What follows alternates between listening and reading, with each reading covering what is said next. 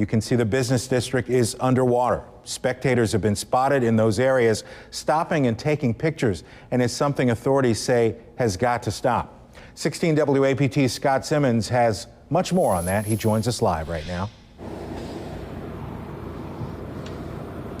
Man, that's been a big problem already on the Spillway Road out here, Troy. We're standing by at Christ Way Church as a staging area for Rankin County responders, talking to Reservoir Patrol area. One of the biggest problems they've had of people causing those traffic problems on the Spillway Road. Police have been literally dealing with people who have pulled over on the shoulder of the lower Spillway Road to take pictures and capture the moment. Well, the problem for anyone who drives the Spillway on a normal day, that's a bad idea. You throw in an event like this with the flood threats and growing waters and people distracted already, cars on the side of the road really pose problems. Police, the Reservoir Patrol, Heinz SO, all out there and telling people that we are about to write you up.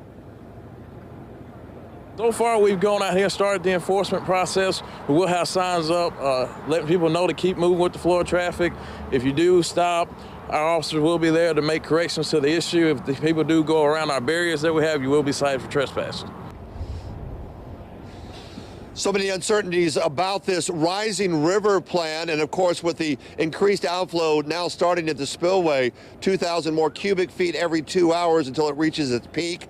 The hope, the plan is to do a 12-hour increased release starting at 6 p.m. now and then until 6 a.m. in the morning before they can back it down. The hope is to give that water some time to flow out and then do this release because the reservoir can't take it. One of the things they can't take also are people coming out to the areas for sightseeing, not only along Spillway Road, but in some of these subdivision areas that are starting to see some water rise.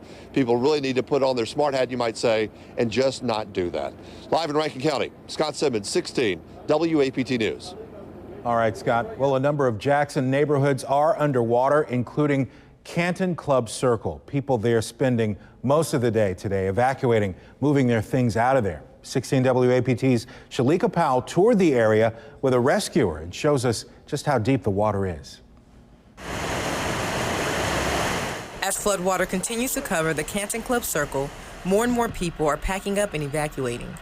Water is nearly covering fire hydrants and mailboxes in the area. Before this happened, I mean, the flood would get back up to those houses in the back right there, and it wouldn't come any further. But with this situation, it's terrible. The water is so high, people are using tow trucks to rescue families. And it's sad when you ride by the houses, you see the waves. You just barely move the truck, and it's just splashing up and almost going up in the houses. People are grabbing whatever they can. Mirrors, TVs, clothes. Mostly clothes. Although a majority of people did evacuate, there are still some people inside their homes. Community members are going around in tow trucks like this making these rescues. They say that Friday they helped 30 people get out of their homes. You know, they're just trying to decide what to take, the most valuable thing to take. And that was the most heartbreaking because they had to leave most of it there. They can take but maybe 2%, 3%. People in the area say they've never seen anything like this. It's a situation I wouldn't wish on my worst enemy. And the thing about it is, we don't know how long this is going to last because this river is, with the crest and everything, this river it's a tremendous thing. In Jackson, Shalika Powell, 16 WAPT News.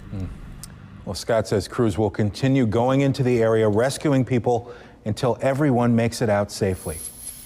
More video here. This is Westbrook Road. It is near Purple Creek in the Mississippi Basketball Athletic Center. So much water here, it's apparently drawing cranes to the area. One man who's lived there for 20 plus years says he's never seen anything like this. And he says, things are getting dangerous. Well, apparently I think the Pearl River.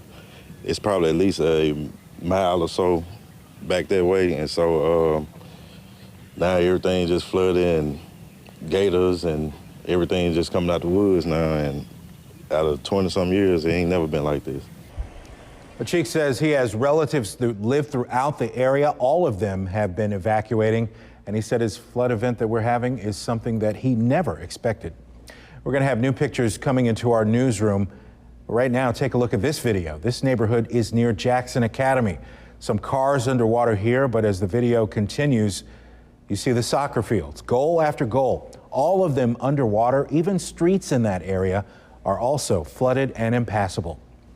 A local school feeling the effects of the Pearl River this evening. 16 WAPT's Marcus Hunter live at Jackson Prep, where we see several of the athletic fields are underwater there. Marcus. You're right, Troy. We were down at Jackson Prep a little bit earlier on this evening. We're going to show you some video from there in a second, but before we get to that video, I wanted to show everybody where we are right now. And right now, we are standing on the banks of the Pearl River. Those floodgates were just opened a few minutes ago, and we are expecting the water here at the river to continually rise and steadily rise. Again, this is on the Jackson side of the Pearl River. We just crossed Rankin County. You can see a boat going through that water right now. But again, folks in this area, they are very concerned. Several businesses over here have sandbags over the business. As a matter of fact, Tendon Imports, a rug and home company, is one of those businesses, and we can see that their business is completely covered by sandbags. Now, back over to Jackson Prep. We were there a little while ago, and